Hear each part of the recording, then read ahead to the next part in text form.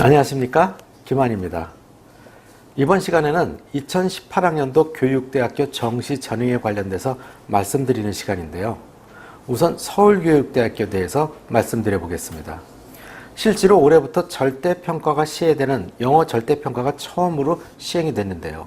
서울교육대학교에서는 작년에 4과목 평균으로 전형을 하던 것을 올해는 영어를 제외한 국어, 수학, 탐구 3과목을 가지고 전형을 한다는 것입니다. 작년하고 달라진 부분이 또 한 가지가 있는데요. 작년에는 1단계 전형이 없던 것이 올해 1단계 전형이 생겼죠. 그래서 2배수를 선발하게 됩니다. 작년 같은 경우에는 물론 2.13대 1밖에 되지 않아서 많은 인원이 2배수에서 초과된 인원은 별로 없었지만은 실질적으로 재작년 같은 경우에는 3대 1에 육박했었거든요. 자, 그렇다고 놓고 보면 서울교육대학교를 지원하는 학생들이 비교과가 우수하고 그 다음에 면접에 자신 있는 학생이라면 수능 성적이 조금 부족하더라도 지원을 할 수 있는 혜택이 있었습니다.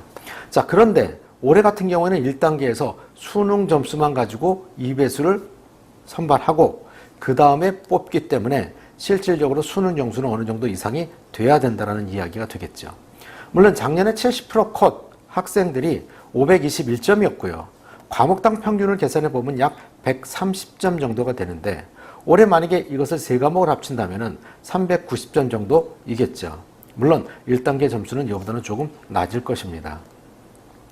그 다음에 서울교육대학교 같은 경우에는 수학이나 과학 같은 경우에 가산점 5%를 적용시켜주는 부분이 있기 때문에 이과 학생들이 같은 점수라면 조금 더 유리할 수도 있다는 것입니다. 자, 그 다음에 서울교육대학교에서 면접 부분은 상당히 어려운 면접으로 우리가 알려져 있는데요.